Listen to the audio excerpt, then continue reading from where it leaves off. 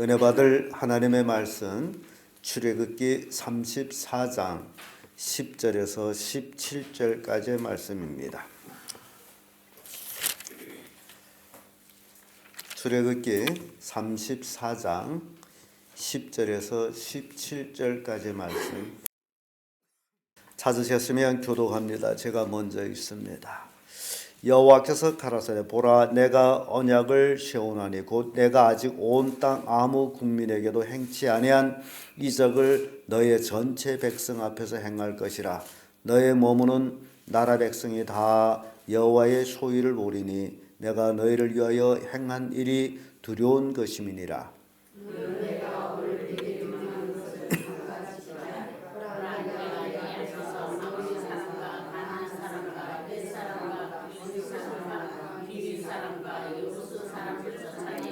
너는 스스로 삼가 내가 들어가는 땅의 거민과 언약을 세우지 말라.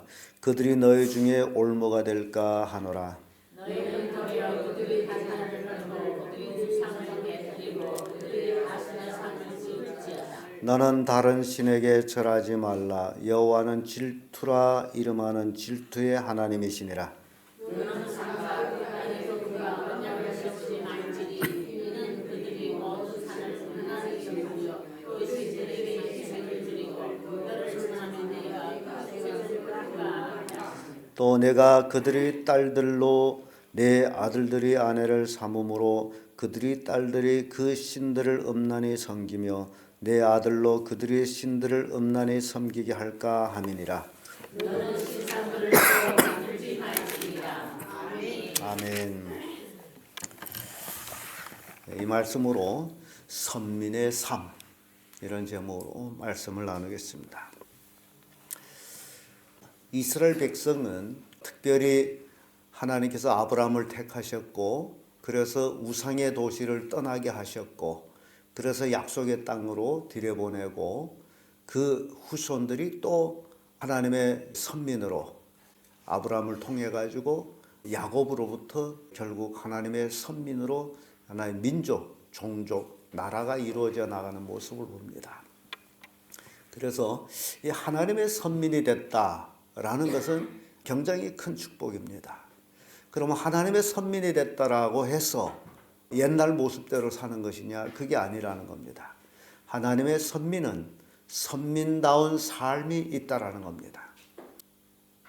하나님의 자녀는 하나님의 법을 지켜나가는 사람들을 놓고 하나님의 자녀라고 얘기합니다. 오늘은 하나님의 선민된 이스라엘 백성들이 어떻게 살아야 할지를 교훈하고 있습니다. 여러분들은 예수 그리스도를 믿음으로 하나님의 자녀가 됐습니다. 그러면 하나님의 자녀로서 어떻게 살아야 될지를 오늘 본문을 통해 가지고 살펴보도록 하겠습니다. 선민의 삶 그 첫째는 이방인과 언약하지 않는 삶입니다. 10절에서 12절까지의 말씀인데 12절의 말씀 보면 너는 스스로 삼가 내가 들어가는 땅의 거민과 언약을 세우지 말라. 그들이 너희 중에 올무가 될까 하노라. 지금 이스라엘 백성들은 가나안 땅으로 들어가게 되는데 하나님은 종래로 그 어떤 민족과 언약을 세운 적이 없다라고 얘기합니다. 아무 국민에게도 행한 적이 없는 일을 이제 너희들에게 행한다. 그럼 도대체 뭘 행할까? 두려운 것이다 라고 말씀하죠. 그 두려움이 뭐냐? 가나안 땅에 7 족속이 살고 있는데 그 7 족속을 내몰고 선민이 거기서 살게 하는 것이 이제 하나님의 그 어느 백성에게도 하지 않은 일을 한다라는 겁니다. 그런데 이 말씀대로 이렇게 이스라엘 역사를 살펴보게 되면요, 이스라엘은 가나안 땅을 차지할 만한 능이 있는 것도 아니었습니다. 오로지 하나님께서 그들을 내쫓으셨어요. 그리고 하나님께서 그 가나안 땅을 이스라엘 백성들한테 기업으로 주셨어요. 그런데 이스라엘 백성이 하나님과의 약속을 지키지 아니하므로 그 땅에 들어갔다가 멸망을 하게 되는 모습을 봅니다. 그래서 다시 원초점으로 돌아가서 처음에는 애굽에서 불러냈던 이스라엘 백성이 나중에는 또 바벨론에서 불러내고 아수르에서 불러내고 그런 모습들을 보죠. 그게 이렇게 역사 흐르면서 반복이 되는 모습입니다. 그런 중에서도 하나님께서는 그 약속을 지키시고 지금까지 이스라엘 나라라는 그 이스라엘 백성 선민들을 대우하는 모습을 보게 됩니다. 그래서 그 이스라엘이 지나온 역사 속에서 당했던 그 많은 고난들이 오늘 우리 신앙생활 하면서도 똑같이 우리에게 적용되는 것은 하나님의 선민으로서 살면 복을 받고 형통하지만은 그러나 하나님의 선민대로 살지 아니하면 그 땅 거민이 올무가 돼가지고 어려움을 당한다라는 얘기입니다. 그래서 우리에게 이방인과 언약을 하지 말라라고 말씀을 주고 있는 거예요. 여기 이방인과 언약하지 말라는 것은 주요하게 그들이 삶을 본받지 말라라는 겁니다. 왜냐하면 이방인들이 삶은 하나님이 없는 우상 숭배하는 삶이기 때문입니다. 여러분들이 예수 그리스도를 믿고 하나님의 자녀가 됐더라면 이제부터는 예수 믿기 전에 삶에 돌아가면 안 됩니다. 그거는 하나님이 없는 삶이었어요. 그럼에도 불구하고 오늘날 많은 사람들이 예수 믿는다 하면서도 그래서 몸뚱아리만 교회 왔다 갔다 하지 삶은 예수 믿기 전의 삶과 똑같습니다. 그래서 복을 받지를 못해요. 그래서 여러 가지 역경을 당하고 어려움을 당하고 고통을 당하고 있다라는 사실이에요. 데살로니가전서 4장 5절의 말씀 보면 하나님을 모르는 이방인과 같은 세욕을 쫓지 말고라는 말씀이 나옵니다. 사도 바울은 데살로니가 교인들에게 그들 자체가 이방인이에요. 그럼에도 불구하고 그들이 예수 그리스도를 믿고 나서 그들은 이제 하나님의 선민이 됐어요. 그렇다면 하나님을 모르는 이방인과 같은 세욕을 쫓지 말라. 이제 하나님을 믿는 자들에게 있어서는 이방인이 누구냐? 하나님을 믿지 않는 자들이 이방인이다라는 겁니다.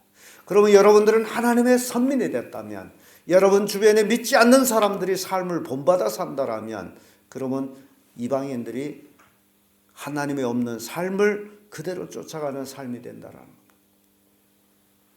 그래서 선민은 선민의 삶을 살아야 돼요. 민수기 25장 2절의 말씀 보면 그 여자들이 그 신들에게 제사할 때 백성을 청하매 백성이 먹고 그들이 신들에게 절함으로 라는 말씀입니다. 이 이방 여인들이 이스라엘 백성들을 자기들의 제사에 청해가지고 제사 음식을 먹게 하고 그 신들에게 절을 하게 했어요. 그리고 음란하게 이방 여인들하고 이스라엘 백성들이 교잡하는 모습을 보게 됩니다. 그래서 하나님의 진노가 떨어집니다.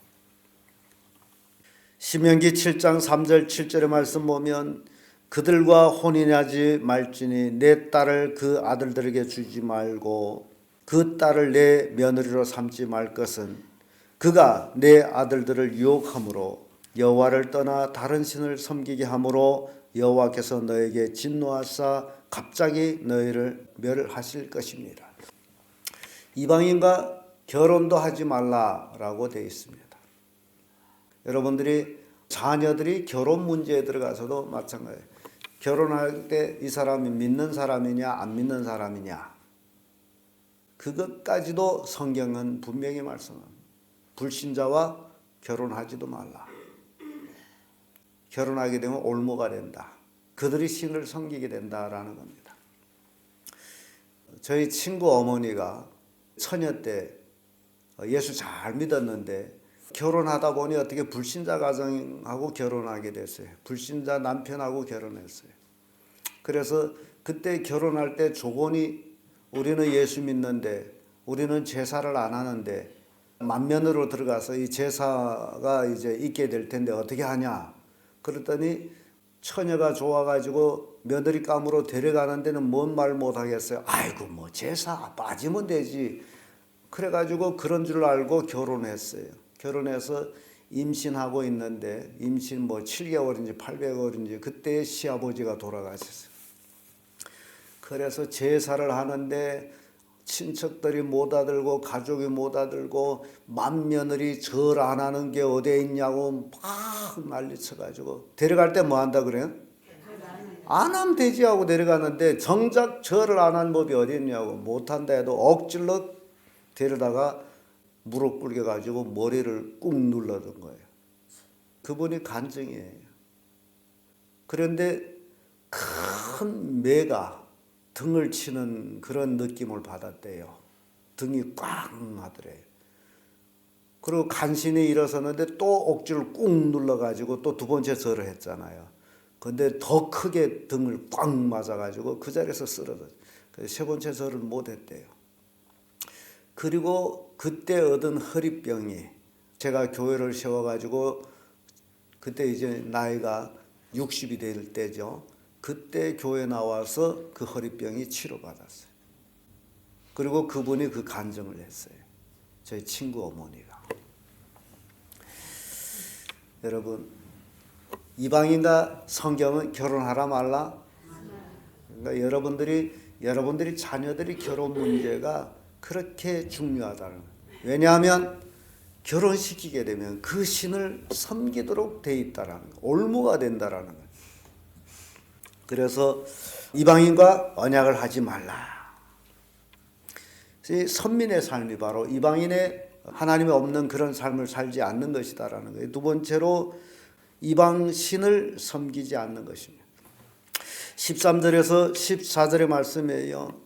13절의 말씀 보게 되면 너희는 도리어 그들이 단을 헐고 그들이 주상을 깨뜨리고 그들이 아세라상을 찍을지어다. 이방인의 그 섬기는 것들을 다 찍어버리라 얘기죠. 다 버리라는 얘기죠. 우리 주변에도 무속신앙을 하는 사람들, 미신을 믿는 사람들 참 많습니다만은 그리스도인들도 그런 미신 경향에 물들어 가지고 미신적으로 살아가는 모습을 봅니다. 어떤 사람 점도 치고요. 별로서 다 하죠. 우리는 오로지 하나님만 섬기는 자예요. 왜냐하면 하나님은요, 질투하시는 하나님이에요. 하나님을 섬긴다면서도 다른 신을 섬길 때 하나님은 질투하세요. 하나님의 질투가 무섭습니다. 질투의 하나님이라 그래. 그래서 이방신을 섬겨서는 절대로 안 됩니다. 우리가 섬길 분은 오로지 하나님 외에는 아무것도 없습니다. 죽인다 해도 다른 신을 섬길 수가 없어요. 신명기 12장 3절에 그들이 그 단을 헐며 주상을 깨뜨리며 아세라상을 부수고 또 그 조각한 신상들을 찍어서 그 이름을 그곳에서 멸하라. 완전히 이방신들은 완전히 싹쓸이 해버리라. 출애굽기 23장 24절에도 너는 그들이 신을 숭배하지 말며 섬기지 말며 그들이 소유를 본받지 말며 그것들을 다 회파하며 그 주상을 파하고. 그들을 본받지 말라. 그들이 소유라는 그들이 행위, 그들이 삶 본받지 말라. 그러니까 여러분들이 하나님이 없는 사람들이 삶을 본받지 마세요. 어떻게 살든지 상관없어. 우리는 믿음의 삶을 잘 살고 하나님 말씀대로 살면 돼요. 이방 사람들이 어떻게 살든지 상관없어요. 명절이 돼서 친척들이 모이면 이방 사람들은 뭘 차려요? 술상을 차려서 술 먹죠. 그러면 여러분들도 똑같이 술상을 차리고 술 먹는다면 지금 누구의 소향을 본받은 거예요? 그러니까 여러분 스스로 잘 생각해 보면 돼요. 내가 지금 살아가고 있는데 하나님 믿는다면서도 어떻게 살고 있느냐라는 것을 여러분 잘 생각해 보면 돼요. 정말 나의 삶 속에 하나님 믿는 냄새가 나느냐? 그러니까 친척들이 와보면 하나님 믿는 냄새를 못 느끼고 꼭 자기들과 같다. 그래서 다르다는 것은 그래서 주일날 되면 교회 가는 것 외에는 다른 게 없다. 그러면 안 되는 거예요. 이방인 소행을 배우라 말라? 배우지 말라. 그러니까 그렇게 살았다 할지라도 이제는 그렇게 안 사는 거예요. 이게 선민의 삶이에요. 이런 선민의 삶이 없으면 절대로 선민이 아닙니다. 이스라엘 백성은 가나안 땅을 거저 얻어가집니까? 어떻게 들어가요? 쳐들어가서 죽여서 뺐습니다. 여러분들이 여러분 가족을 가나안 땅이라고 생각할 때 여러분들은 믿음으로 가족을 쳐들어가고 불신자들을 믿음으로 쳐서 이겨야 되는 거예요. 그렇지 않고선 절대로 여러분들은 거기서 이길 수가 없습니다. 그들이 올무가 되는 거예요. 여러분 신앙이 올무가 되는 거예요. 여러분이 바른 신앙을 하지 못하게 하는 거예요. 그러니까 참 깊이 생각해야 돼요. 내 삶이 도대체 정말 선민의 삶을 살고 있느냐. 입으로만 주여 주여 그렇잖아요. 그래서 예수님께서는 주여 주여 하는 자마다 다 천국 간다 못 간다? 못 갑니다. 선민의 삶을 사는 자, 그것이 거듭난 자가 천국에 간다는 거예요. 끝으로 선민의 삶은 이방인과 결혼하지 않는 것입니다. 15절에서 17절까지의 말씀인데 16절 말씀 보면 또 내가 그들이 딸들로 내 아들들이 아내를 삼음으로 그들이 딸들이 그 신들을 음란히 섬기며 내 아들들로 그들이 신들을 음란히 섬기게 할까 함이니라. 아까도 제가 결혼 문제에 대해서 얘기했죠. 불신자하고 결혼하게 되면 불신자를 따라가게 돼 있어요. 왜냐하면 따라가지 아니하면 가족이 파괴됩니다. 그래서 선택을 해야 돼요. 불신자를 따라갈 거냐 아니면 파괴할 거냐. 그래서 믿는 자끼리 결혼하라는 거예요. 이건 굉장히 여러분들이 삶의 올무가 될 거냐 안 될 거냐, 복을 받을 거냐 못 받을 거냐라는 그런 선택이에요. 사람이라서 다 사람이 아니에요. 인터넷 참 재밌는 글이 나와요. 군경이 죽어가지고 군인들이 개 장례식을 하는 것이 사진에 올랐어요. 그래서 거기에 댓글들이 오른 거 참 재밌는 글이 있더라고요. 개는 영원히 개다. 그러나 사람은 사람이 아닐 수도 있다. 너무 재밌더라고요. 그렇죠? 개는 어때요? 변함없이 개죠. 근데 사람은 사람이 되기도 하고 뭐도 되기도 한다? 개도 되기도 한다. 누가 그 댓글 그렇게 아주 재밌는 글을 썼더라고요. 개는 영원히 개다. 그러나 사람은 그렇지 않다. 너무 좋아요. 여러분들의 눈으로 보이는 모든 사람들이 사람 같지만은 그러나 하나님의 자녀 외에 다른 사람들은 이제 나중에 여러분들이 하늘나라 갔을 때 가서 보게 되면 여러분들이 내가 저 사람 같지 않은 사람과 살았나? 그걸 보게 돼요.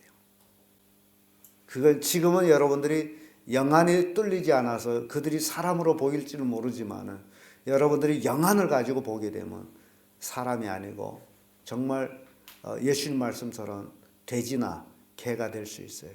거룩한 것을 개나 돼지에게 던지지 말라. 그걸 개나 돼지를 얘기한 겁니까? 사람을 놓고 한 얘기예요. 사람을 놓고서 예수님께서 개나 돼지라고 얘기했어요. 또 이방인 여인이 와서 자기 딸을 치료해달라 할 때 자녀의 떡을 취해서 개에게 던짐이 마땅치 않다 했어요. 그럼 그 이방 여인을 뭐라고 얘기한 거예요? 개라고 얘기했어요. 예수님도 개라고 얘기했어요. 그러면 여러분들이 생각해 보세요. 여러분 가족에 믿지 않는 사람, 그게 사람이에요? 심각하지 않습니까? 우리 성경대로 생각하자는 거예요. 그러니 여러분들이 인생의 삶이 올무가 되지 않기 위해서는 어떻게 해야 됩니까? 이 가족 복음화라는 게 이렇게 중요해요. 그러니까 여러분들이 가족이 복음화가 되지 아니하면 여러분들이 삶을 사는 그 삶 장소가 짐승굴이라는 거예요. 그래서 이방인과 결혼은 시키지 말라. 이방인과 결혼시킨다는 건 뭐예요? 사람을 짐승과 결혼시킨다는 얘기죠. 이제 레위기에 가보게 되면 짐승과 교합하는 자는 죽이라고 그랬어요. 그러니까 여러분들이 신앙생활하면서 이 선민이라는 것, 이스라엘 백성들은 그런 선민의식을 가지고 2000년 동안 고난을 받으면서 살아남은 사람들이 선민의식. 어디 가든지 이스라엘 백성들은 나 이스라엘 민족이요, 히브리인이요. 그래서 이스라엘 민족은 자기들의 복장이 있어요. 죽음의 장소까지도 그 복장을 벗으면 피할 수 있는데 안 벗어요. 죽어도 안 벗어요. 죽어도 이스라엘 버리지를 않아요. 그렇게 선민의식이 강합니다. 그런데 오늘날 많은 그리스도인들이 그런 선민의식이 있느냐? 없다는 거예요. 그 원인은 믿음이 잘못됐다는 거예요. 믿음의 사람은 어디 가든지 믿음의 사람이에요. 하나님의 자녀예요. 여러분들이 어떤 삶을 사느냐 스스로 결정해야죠. 내가 뭐 어떻게 할 필요는 없고 정말 여러분들이 선민이라면 하나님의 자녀라면 자녀다운 삶을 살라. 그렇지 않으면 아예 하나님의 자녀를 벗어버리고 이방인의 삶을 살라. 똑같이 이것도 아니고 저것도 아니고 여러분만 손해해. 중간은 없기 때문에. 그래서 결단해야 돼. 선민의 삶을 살 것이냐 아니면 이방인의 삶을 살 것이냐. 근데 이방인의 삶을 살게 되면 하나님의 화를 당한다. 선민의 삶을 살면 하나님의 복을 받는다. 둘 중에 하나입니다. 그러니까 여러분의 삶이 복된 삶이 되기 위해서는 어떤 삶을 살아야 돼요? 선민의 삶을 살아야 된다. 그래서 하나님께서는 모세에게 이 애굽에서 나온 이 이스라엘 백성을 선민의 삶을 살게 하기 위해서 이런 법을 그들한테 가르쳐 주는 거예요. 장래 너의 올무를 없이게 하기 위해서. 여러분들이 지금은 이방인과 같이 사는 것이 좋다 할지라도 모르지만은 나중에 그것이 올무가 돼서 여러분들 영혼을 해칠 수도 있다라는 사실. 그러니까 여러분들이 선민이라는 게 어떤 것인지 생명을 걸고 싸우는 게 선민이에요. 이스라엘 백성이 가나안 땅을 점령하기 위해서는 생명을 걸고 싸워서 쳐들어가는 거예요. 말로 하는 것이 아니에요. 잘 이해를 하시고 여러분들이 삶이 진정 선민의 삶을 살아서 하나님의 놀라운 축복을 경험하도록 그런 삶을 사시기를 예수님 이름으로 축복합니다.